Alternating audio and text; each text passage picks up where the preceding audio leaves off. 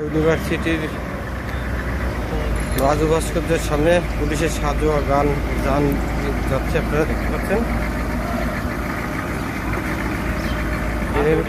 অনেকগুলি পুলিশের সাজোয়া যান আছে এখানে। পুলিশের উপস্থিতি কিন্তু প্রচুর, চারপাশে শুধু পুলিশ আর পুলিশ।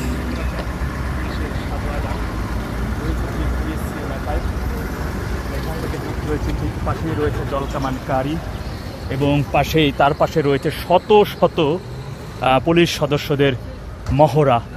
মানে দেখেই মনে হবে যে একটি বড় ধরনের একটি যুদ্ধের কোনো প্রস্তুতি ময়দান বা যুদ্ধের কোনো প্রস্তুতি চলছে, এমনটি প্রথমত পর্যায়ে দেখে আপনার কাছে মনে হতে পারে।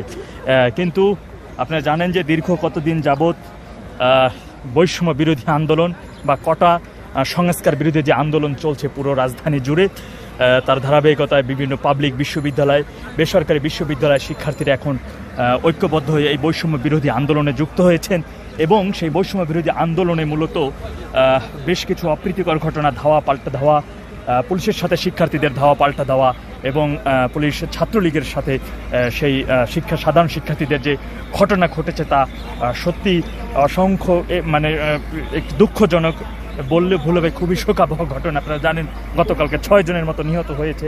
আজকেও ঢাকা বিশ্ববিদ্যালয়ের বিভিন্ন ক্যাম্পাস আমরা ঘুরেছি, বিভিন্ন হল আমরা ঘুরেছি, দেখেছি কত শত গাড়ি এবং পুলিশের সরব উপস্থিতি। দেখতেই পাচ্ছেন যে জলকামান গাড়ি রয়েছে এবং সাজোয়া যান রয়েছে, শতাধিক পুলিশ সদস্য মোতায়েন রয়েছে এবং পুলিশের যে পিক আপ ভ্যান যেটাকে বলা হয়, যেখানে পিজন ভ্যান যেটাকে বলা হয়, যে পিজন ভ্যানে করে ধরে ধরে নিয়ে যাওয়া হয় থানায়, পুলিশে এবং কোর্টে নিয়ে যাওয়া হয়, সেগুলো দেখতে পাচ্ছেন।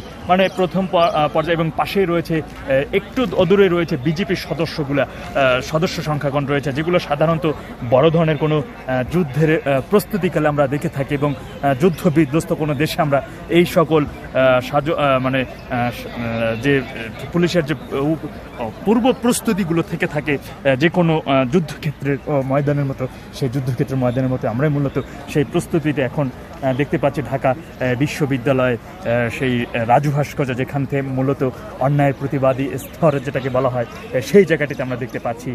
আমরা প্রশ্ন ছুঁড়েছিলাম শিক্ষকদের, বিশ্ববিদ্যালয়ে অনেক শিক্ষকদের, অনেক হলের প্রভোস্টদেরকে আমরা প্রশ্ন করেছিলাম যে এই যে প্রতিষ্ঠানে, বিশ্ববিদ্যালয়ে একটি স্বায়ত্তশাসিত প্রতিষ্ঠান, এভাবে প্রশাসনের উপস্থিতি থাকতে পারে কিনা।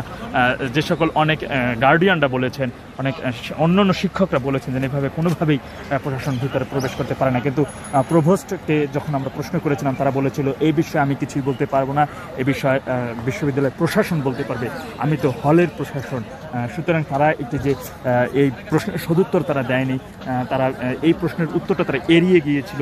তো যাই হোক, আমরা পুলিশ সদস্যদের কাছে এই বিষয়ে জানার অনেক চেষ্টা করেছি। তারাও বলেছে যে আইন শৃঙ্খলা যাতে যেমন বিঘ্ন না ঘটে, কেউ যাতে যেমন অপ্রীতিকর ঘটনা না ঘটাতে পারে, সেই কারণেই মূলত এত পুলিশ সদস্য এবং তাদের এই উপস্থিতি। আর আপনারা জানেন যে আজকে গতকালকে ইউজিসি থেকে এবং শিক্ষা মন্ত্রণালয় থেকে সকল পাবলিক বিশ্ববিদ্যালয় সহ শিক্ষা প্রতিষ্ঠান বন্ধের ঘোষণা করেছে এবং মূলত 6টার মধ্যে হল ছাড়ার নির্দেশনা হয়েছে এবং বিভিন্ন বিশ্ববিদ্যালয় প্রশাসন এই বিষয়ে মিটিং ডেকেছিল, সেই মিটিংয়েও তাদের এই বিশ্ববিদ্যালয়গুলো বন্ধর ঘোষণা দিয়েছে তারাও, এবং শিক্ষার্থীদের মূলত 6টার মধ্যে হল ছাড়তে হবে। আর সেই শিক্ষার্থীরা যাতে যেমন নির্বিঘ্নে মূলত হল ছেড়ে যেতে পারে, সেই কারণেই পুলিশের এই সরব উপস্থিতি এবং তাদের এমন প্রস্তুতি আর কি দেখা যাচ্ছে।